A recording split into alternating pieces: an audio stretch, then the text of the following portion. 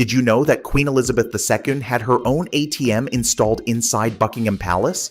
That's just one of the many luxurious aspects of her incredible life. Did you know that Queen Elizabeth II led a life of unparalleled luxury, surrounded by opulence and tradition? From her majestic residences to her dazzling jewels, her lifestyle was a testament to the grandeur of royalty. In the year 1952, at just 25 years old, Queen Elizabeth II stepped into a role that would define her life and legacy. As she ascended the throne, a wave of grandeur and elegance swept into her world as queen.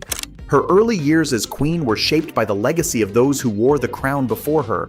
At every official event and public appearance, she carried herself with the grace and dignity expected of a queen. Yet, beyond the majestic ceremonies and sparkling jewels, she was a woman who cherished simple pleasures and remained devoted to her people. Throughout Buckingham Palace's grand halls and Windsor Castle's peaceful gardens, her time as monarch unfolded in the middle of the historic moments and personal achievements. Her role wasn't just a duty, but a life intertwined with tradition and the enduring spirit of her nation. Buckingham Palace, her London residence, is not just a home, but a symbol of British monarchy. With 775 rooms, including 78 bathrooms and the grand staterooms where the Queen entertained guests, it stands as an iconic landmark of her reign. The grand staircase with its elaborate carvings is a centerpiece, surrounded by expensive artwork, fine porcelain, and numerous clocks.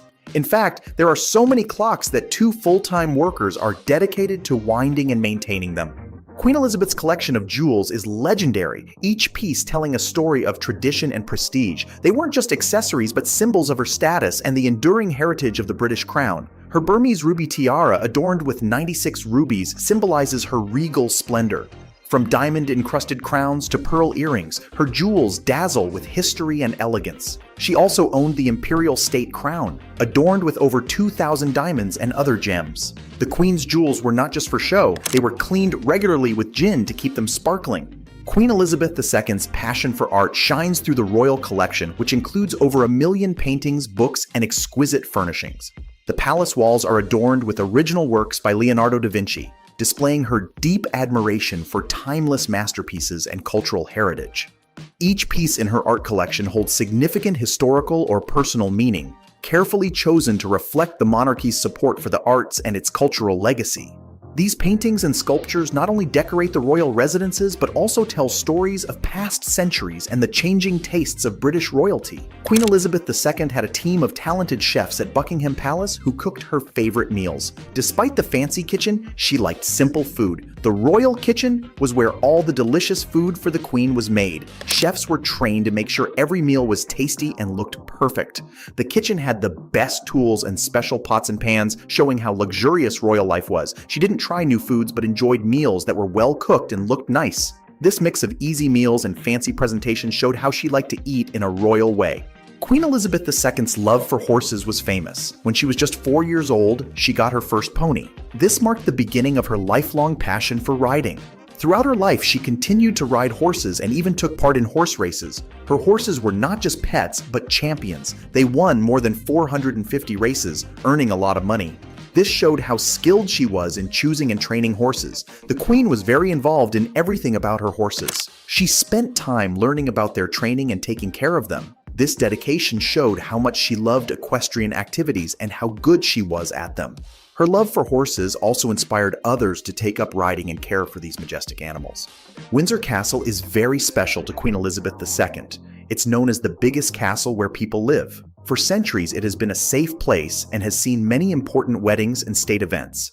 The castle has huge grounds and grand halls where official events and private family gatherings happen. These events keep alive traditions that have been around for many generations. Whether it's the state apartments where ceremonies take place or the calm gardens, Windsor Castle shows how the monarchy has stayed strong over time and how deeply it's connected to British history.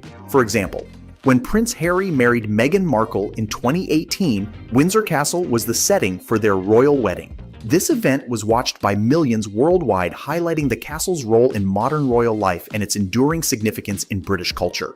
As Queen Elizabeth traveled a lot to different countries on official visits and to meet other leaders, she visited more than 120 countries during her reign. Even with her busy schedule, she found time to relax and enjoy herself at Balmoral Castle in Scotland. Balmoral Castle was like her private vacation spot where she could do things she loved, like fishing and horseback riding. It's surrounded by the beautiful Scottish Highlands, which are known for their stunning natural scenery. This peaceful place gave her a chance to take a break from her royal duties and connect with nature. For example, when she visited Canada in 2010, Queen Elizabeth stayed at Rideau Hall in Ottawa. This historic residence has hosted many royal visits and is a symbol of Canada's close ties to the monarchy. Queen Elizabeth II had a fondness for cars, often using Range Rovers and Jaguars for short trips around her estates. She also owned the impressive Bentley State Limousine, specially made for her Golden Jubilee celebrations. This luxurious car symbolized her status and elegant style, reflecting her taste in transportation. During important events and public appearances, the Queen often traveled in majestic carriages and ceremonial vehicles. Whether she was in a classic Rolls-Royce from years past or part of a modern motorcade, her choice of transport highlighted the ceremonial role of the monarchy and its rich historical importance. For example, during her Diamond Jubilee celebrations in 2012, Queen Elizabeth traveled in the Diamond Jubilee State Coach, a magnificent carriage made especially for that occasion. This carriage, adorned with intricate details and symbols, showcased the grandeur of the monarchy and its enduring traditions. Inside Buckingham Palace, Queen Elizabeth II enjoyed exclusive amenities designed to enhance her comfort and convenience. For example, there was an installed ATM, ensuring she had access to cash without needing to carry it herself. This allowed her to manage personal expenses discreetly while within the palace walls. Additionally, a private post office operated within Buckingham Palace to handle her correspondence efficiently. This service provided her with a seamless means to communicate without leaving the royal residence. Specialized services extended beyond basic needs, catering to the Queen's personal preferences and enhancing her luxurious lifestyle. Exclusive suppliers provided everything from custom-built furniture to tailored wardrobes, reflecting her status and the meticulous attention to detail that defined royal life. Queen Elizabeth II was known to have furniture and furnishings tailored to her tastes, ensuring every aspect of her living spaces reflected her regal lifestyle and personal style preferences. Queen Elizabeth II's reign has left a lasting impact on history, marked by her sense of duty, composure in challenging times, and steadfast commitment to her people. Her legacy continues to inspire admiration and respect across generations. As the longest reigning British monarch, her dedication to public service and enduring popularity have significantly influenced how the monarchy is viewed in the modern age. Queen Elizabeth II's commitment to service and leadership has not only defined her reign, but has also shaped perceptions of royalty, highlighting her enduring influence on British society and global affairs. Queen Elizabeth II's life of luxury reflects her duty, tradition, and resilience. Her legacy, from Buckingham Palace to Windsor Castle, is deeply rooted in British history. She remains a symbol of grace and continuity in a changing world. Which aspect of Queen Elizabeth II's luxurious lifestyle resonates with you the most? What do you admire most about Queen Elizabeth II's leadership throughout her reign? Give your views in the comment section below.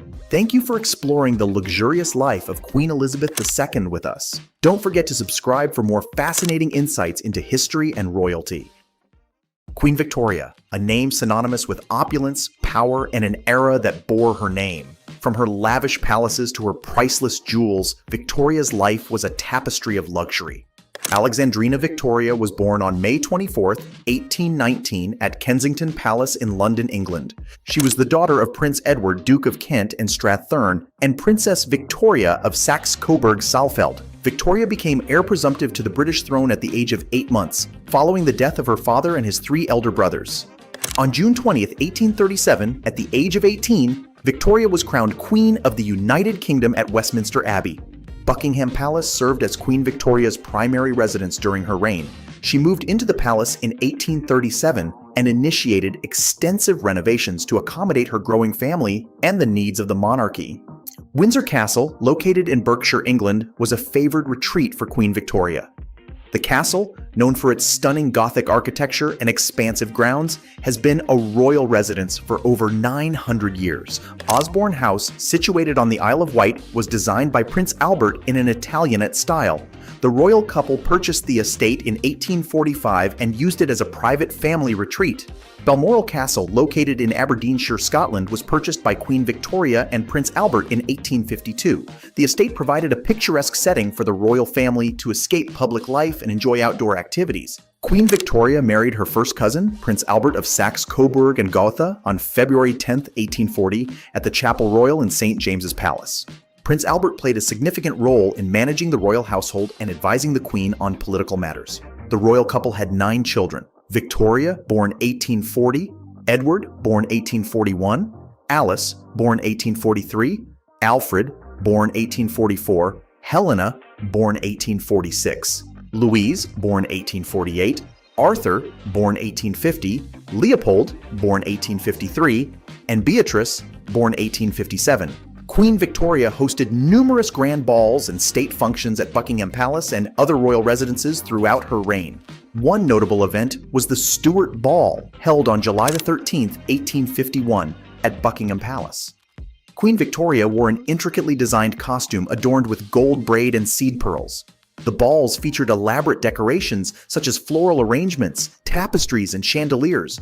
Guests were treated to sumptuous banquets with menus consisting of multiple courses and fine wines. Renowned musicians and artists such as composer Felix Mendelssohn and opera singer Jenny Lind performed at these events. Queen Victoria's wedding dress, worn on February 10, 1840, was made of heavy silk satin with a deep flounce of Honiton lace. The dress was adorned with orange blossom motifs, and the Queen wore a wreath of orange blossoms and myrtle on her head. The Queen's jewelry collection included the Koh-i-Noor diamond, which was originally set in a brooch before being moved to a newly designed crown in 1853. Other notable pieces in her collection were the coronation earrings, featuring large diamond studs surrounded by smaller diamonds, and the coronation necklace, consisting of 25 graduated cushion-cut diamonds. Queen Victoria received numerous jewelry gifts throughout her reign, such as a suite of sapphire and diamond jewels from Prince Albert in 1845, and an opal and diamond tiara from the Sultan of Turkey in 1851. Queen Victoria collected a vast array of fine china, including pieces from Sèvres, Meissen, and Minton. Her collection encompassed dinner services, dessert services, and ornamental vases. The Queen's silverware collection included elaborate centerpieces, candelabras, and figurines crafted by renowned silversmiths such as Paul Storr and Robert Garrard. Queen Victoria's art collection featured works by notable artists such as Franz Xaver Winterhalter, Edwin Landseer, and Fanny Corbeau. Many of these paintings depicted the royal family, their pets, and landscapes of the royal residences. The Queen kept a gilt casket containing the baby teeth of her 4 oldest children, each wrapped in delicate paper inscribed with their names and dates. Queen Victoria and Prince Albert commissioned numerous portraits and photographs to shape their public image as a devoted and loving couple. The Queen's public appearances, such as the opening of the Great Exhibition in 1851 and her Golden and Diamond Jubilees, helped to solidify her popularity among the British public. Queen Victoria's 9 children married into various European royal families, creating dynastic ties with Germany, Russia, Greece, Norway, Romania, and other nations. The Queen's influence extended beyond Europe as she became Empress of India in 1876, further expanding the reach of the British Empire. During Queen Victoria's reign, the British railway network expanded significantly, growing from around 2,000 miles of track in 1837 to over 21,000 miles by 1901. The Great Exhibition, held in Hyde Park, London, from May 1st to October 15, 1851, showcased the latest industrial and cultural achievements from Britain and its colonies. The event attracted over 6 million visitors. The first transatlantic telegraph cable was successfully laid in 1866, enabling faster communication between Europe and North America. Photography became increasingly popular during the Victorian era, with Queen Victoria and Prince Albert being early patrons of the art form. Queen Victoria and Prince Albert supported numerous charitable causes, including the establishment of the Royal Patriotic Fund in 1854 to assist widows and orphans of soldiers who died in the Crimean War. The royal couple also patronized various educational institutions such as the Royal College of Music and the Royal College of Art, which were founded in 1882 and 1896, respectively. Queen Victoria supported the building of the Royal Albert Hall, named after her beloved husband, which opened in 1871 as a venue for the arts and sciences. The Queen's patronage extended to hospitals and medical research, including the establishment of the Queen Victoria Hospital in East Grinstead, which specialized in treating burn victims. Queen Victoria's coronation on June 28, 1838 at Westminster Abbey set the standard for future royal coronations. The ceremony included the traditional anointing, investiture, and crowning of the monarch. The Queen established the tradition of the royal Christmas broadcast in 1932 when she sent a message to the empire via radio from Sandringham House. Queen Victoria's birthday, May 24th, was celebrated as a public holiday in Britain and throughout the empire, with parades, fireworks, and other festivities. The Queen's funeral, held on February 2nd, 1901, was a grand and solemn affair, attended by royalty and dignitaries from across Europe. Her body was interred beside Prince Albert's in the Royal Mausoleum at Frogmore, Windsor. Prince Albert died of typhoid fever on December 14, 1861, at Windsor Castle. Queen Victoria entered a period of deep mourning that lasted for several years. The Queen celebrated her Golden Jubilee in 1887, marking 50 years on the throne. The event was commemorated with a grand procession through London and a Thanksgiving service at Westminster Abbey. In 1897, Queen Victoria celebrated her Diamond Jubilee, marking 60 years as monarch. The celebrations included a procession through London featuring troops from across the British Empire and a Thanksgiving service at St. Paul's Cathedral. Queen Victoria died on January 22, 1901 at Osborne House, aged 81. She was succeeded by her eldest son, Edward VII. At the time of her death, Queen Victoria had reigned for 63 years and 7 months, making her the longest reigning British monarch until surpassed by her great-great-granddaughter Queen Elizabeth II in September 2015. The Victorian era, named after the Queen, was characterized by rapid industrialization, scientific advancements, and the expansion of the British Empire.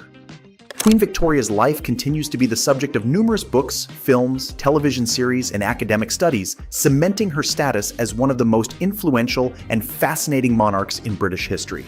Queen Victoria's life was an epitome of luxury, from her grand palaces to her priceless collections. She shaped the British monarchy and left an enduring legacy. Which aspect of Queen Victoria's life fascinates you the most? Are you inspired by her influence on the British Empire? Share your thoughts in the comments. If you enjoyed this video, like and subscribe to Infinite Lux for more captivating stories of historical luxury.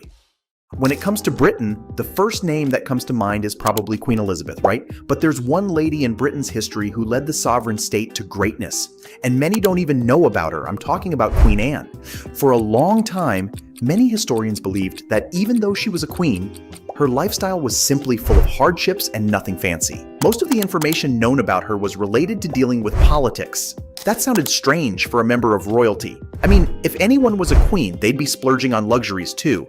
Imagine spending £11,000 on a single cup of hot chocolate. While that might seem outrageous to us today, it turns out such extravagant spending wasn't uncommon for Queen Anne. Recent evidence has led historians to believe that this level of luxury was actually quite normal in her daily life.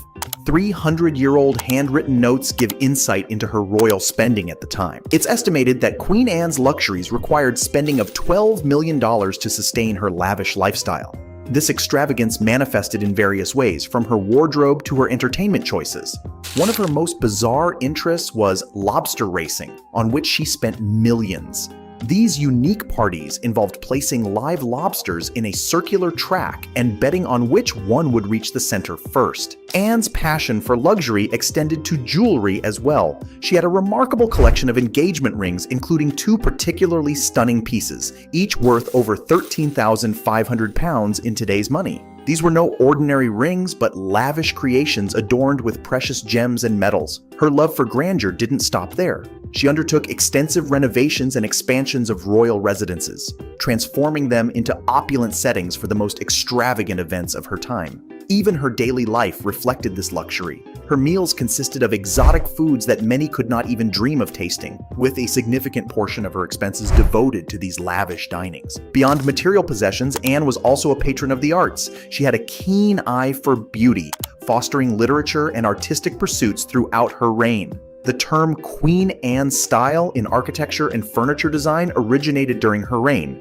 She even supported several notable composers, including George Friedrich Handel, a German composer who moved to London in 1712 and became a favorite of Queen Anne, and even commissioned him to compose several operas of his time. Queen Anne lived a life of luxury as a ruler, but her personal story is full of ups and downs. To really get to know this interesting queen, let's look at where she came from and the tough times she faced before becoming the monarch. Anne was the second daughter of James, Duke of York, and was born in 1665.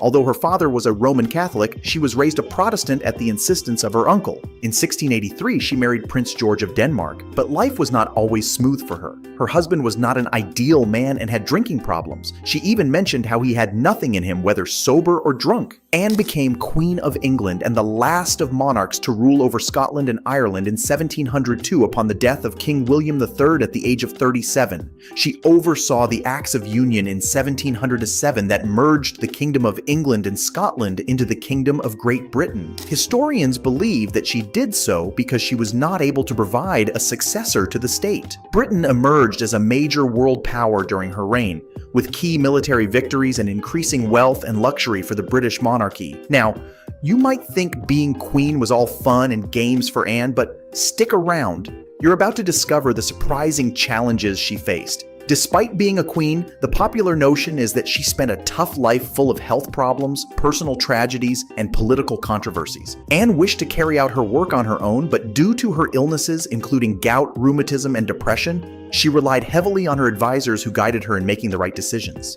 Even at the time of her coronation, Anne was suffering from a bad gout attack and had to be carried to the ceremony in an open sedan chair with a low back so that her 6-yard train could pass to her ladies walking behind. By the end of her reign, she had grown increasingly obese and was often carried in a sedan chair. She had lost 17 of her children, and only 5 made it to adulthood, further making her vulnerable to health issues and mental pressure. In the midst of these hardships, Anne found comfort in her best friend, Sarah Jennings, who was the Duchess of Marlborough. Their bond was known by all and very well documented. She was a constant presence at Anne's side and was known to have influence over her. It was Sarah who persuaded Anne to side with the Protestant ruler William III of Orange, Stadtholder of the Netherlands.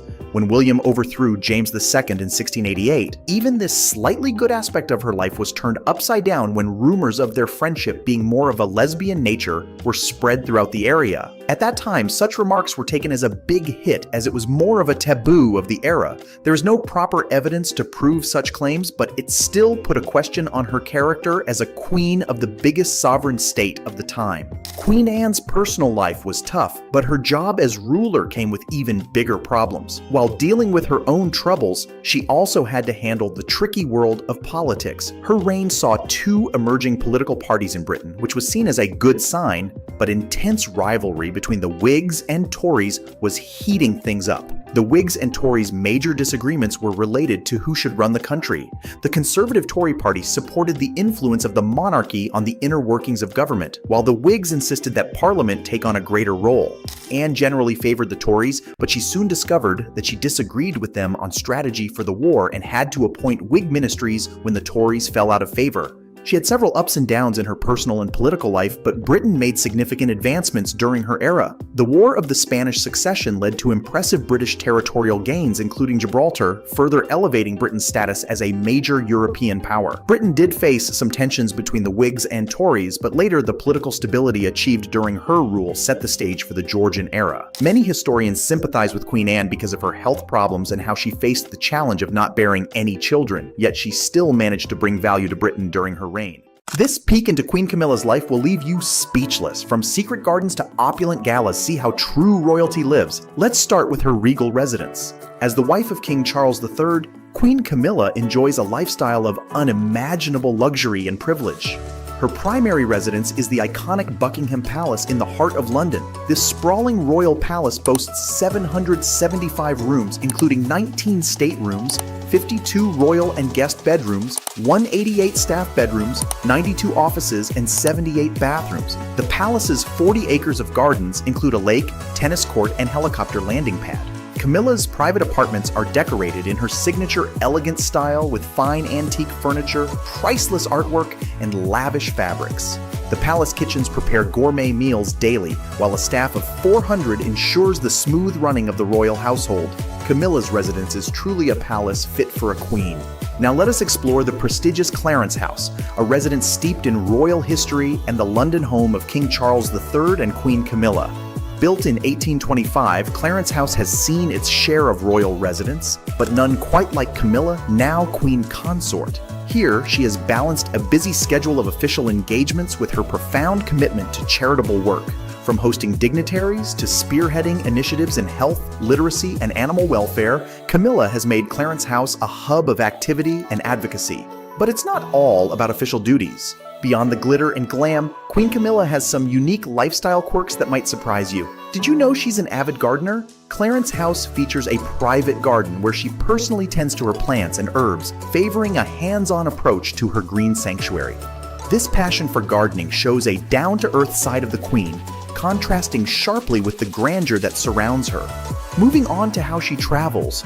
Queen Camilla's garage is as royal as you'd expect. She has an impressive collection of high-end vehicles. Camilla is often spotted riding in the back of a sleek Bentley limousine, but that's just the tip of the iceberg. She also owns a custom Aston Martin DB6 Volante that was converted to run on biofuel. And for trips to the countryside, Camilla has a fleet of Range Rovers and Land Rovers. With a car collection that would make Jay Leno jealous, it's clear Camilla has exquisite taste in automobiles. While flying on a private jet is one luxury, Queen Camilla also has many options for getting around in the UK. Unlike most people who use public transportation like the Underground or buses, Camilla doesn't have to worry about things like gas prices or driving herself. Instead, she can choose which car from her luxury fleet she wants to use. Not only does she have her own royal cars, but her husband, King Charles III, also has a collection of high-end vehicles. But it's not just cars that capture her fancy. Queen Camilla has an eye for exquisite timepieces, and speaking of exquisite taste, you won't believe the watches Camilla has in her personal collection. From classic Rolexes to rare vintage Cartiers, Camilla's watch collection is the stuff of horological dreams. One of her most prized possessions is a Patek Philippe Calatrava that once belonged to Queen Elizabeth, the Queen Mother. Camilla also has a Cartier tank watch that was a gift from Prince Charles. With timepieces that are both valuable and steeped in royal history, Camilla's watch collection is truly one of a kind. Let's explore Queen Camilla's fashion world, where she is famous for her excellent taste in clothes. From elegant gowns at royal events to chic ensembles for public appearances, her wardrobe is a showcase of sophistication and glamour. Designers vie for the opportunity to dress her in their creations, and she often sets trends with her sartorial choices. Her jewelry collection is a dazzling array of priceless heirlooms and custom-made pieces that add a touch of regal elegance to her outfits. Whether attending a state dinner or visiting a charity, Queen Camilla always looks effortlessly stylish and poised.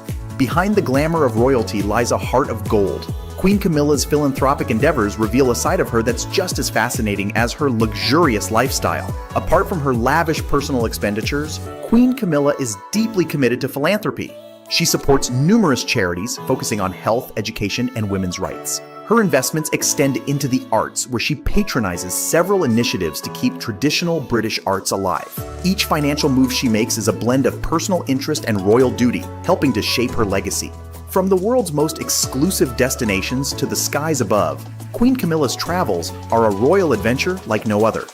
Even before she became queen, Camilla visited many places as part of her royal work when she was the Duchess of Cornwall and married to Prince Charles. A lot of people get to travel a lot for their jobs, but Camilla has the special privilege of flying on a private plane. For safety reasons, she can't fly on regular commercial flights, so while it's a luxury, it's also necessary for her to travel this way. Even with her busy royal schedule, Queen Camilla showed us a glimpse of her personal side in 2023 when she unexpectedly appeared on the well-known TV program Antiques Roadshow. On this show, people bring old items to experts who tell them how much they are worth for free. So what did Camilla bring? She brought a fancy snuff box from the royal collection and an old book of poems by Thomas Gray. While on the show, Camilla shared that collecting books is one of her favorite hobbies. Despite all the fancy things around her, Queen Camilla gets to meet and hang out with the most important and famous people in the world. She hosts and goes to parties and events that everyone wishes they could attend. These interactions aren't just about looking good, they are also an important part of her job as queen. She helps connect the royal family's traditions with today's famous celebrities and influencers. Discover the compassionate side of Queen Camilla as she engages in philanthropic endeavors. From supporting charitable causes to championing social issues, her dedication to making a difference shines through in her royal duties. She is a patron of numerous organizations, including the National Osteoporosis Society and the Royal School of Needlework. Her work in these areas has earned her widespread respect and admiration from the public. Queen Camilla's commitment to giving back is a testament to her character and the values she holds dear. So, while the title of Queen comes with its fair share of responsibilities, Queen Camilla ensures it's paired with a life of remarkable luxury and meaningful impact. From her choice of cars to her secret garden, every detail of her life is nothing short of extraordinary. Stay tuned as we continue to uncover more royal secrets and the lavish lifestyles of the world's elites.